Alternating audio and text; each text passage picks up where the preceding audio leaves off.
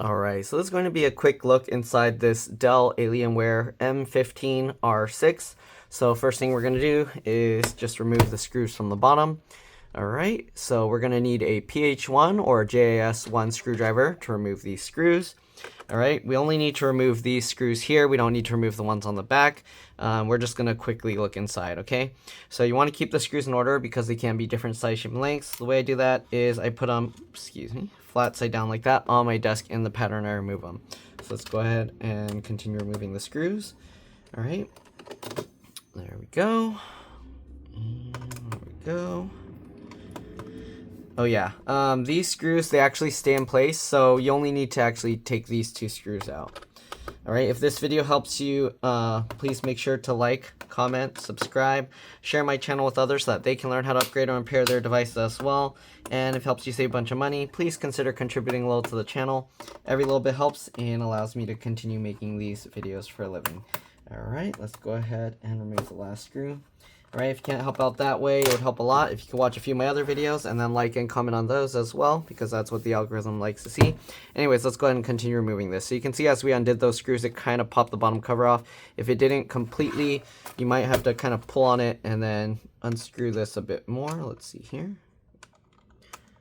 There we go. There we go. Okay. So you want to be very careful. You don't want to just rip this straight up because there are little notches or whatever that slides under there. So you have to actually lift it slightly and then slide it back like this. So here you can see these little plastic tabs here. Okay, so there we go. We got the bottom cover off. Since we got this, let's go ahead and kind of dust it a little bit. I'm just going to use a toothbrush and brush the dust off into a trash can next to me. Normally, you'd probably want to do this outside. But yeah, whatever. All right. Anyways.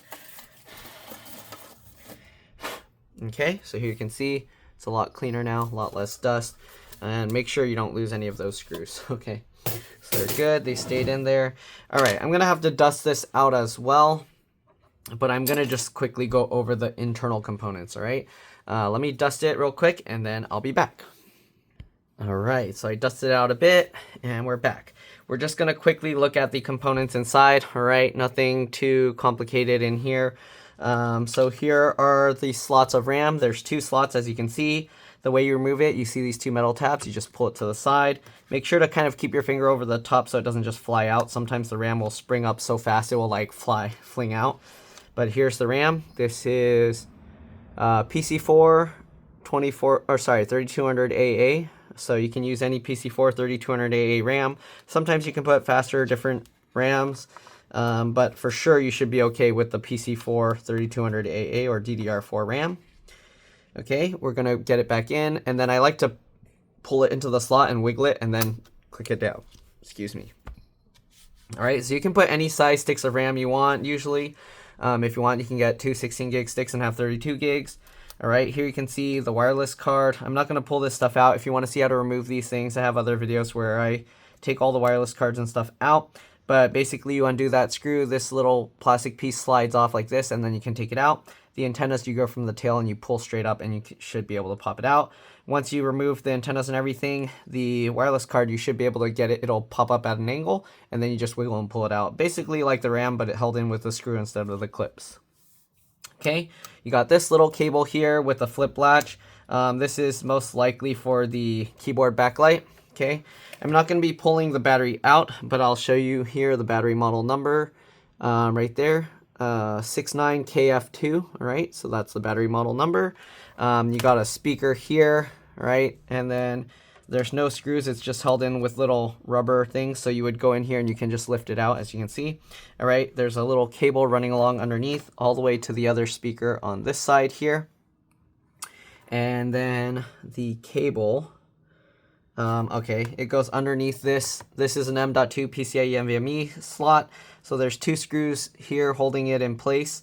This is just a metal cover. For heatsink, and there's a thermal pad underneath that sticks to the SSD. This blue stuff is just a removable like thing that you throw away. It's just to keep dust from sticking to that pad. All right, speaker connectors here. If I didn't already mention, you have this little cable here, flip latch. I don't know if it says what that's for. Oh, I see. It's just curving around and then connecting to the LAN chip. So the Ethernet port and the headphone jack here.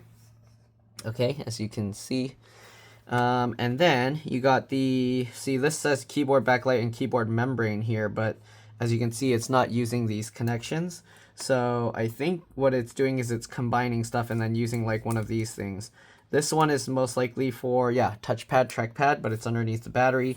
The connector for the battery itself can be difficult to remove. As you can see, like you can't really grab it or anything. So what you need to do is you need to peel up this slightly.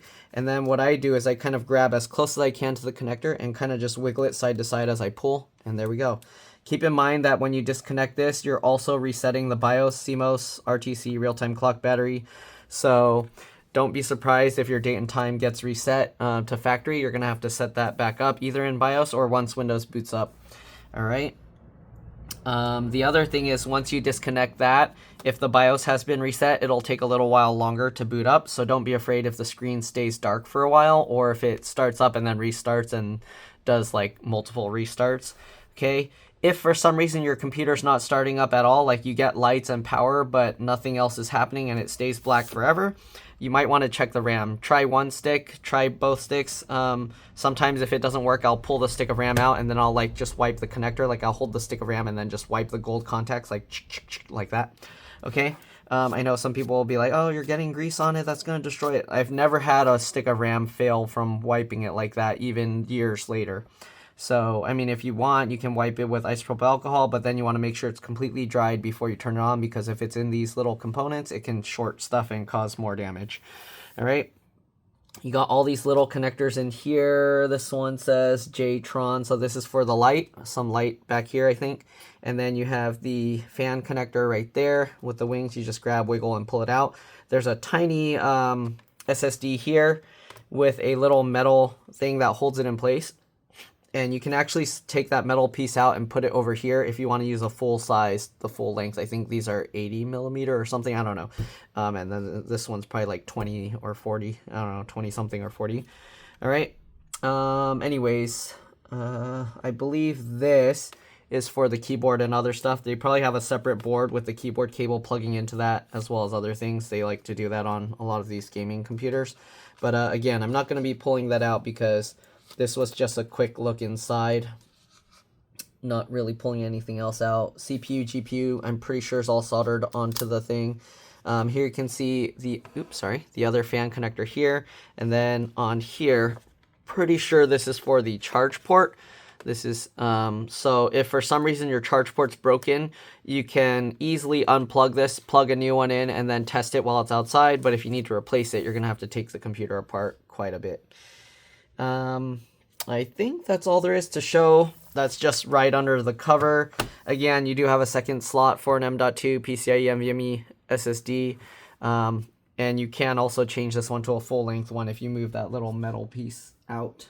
I think this one's also adjustable as well. You can see the little metal piece there. It's hooked in. But basically it has, usually what it is there's this little dimple. You see that hole there?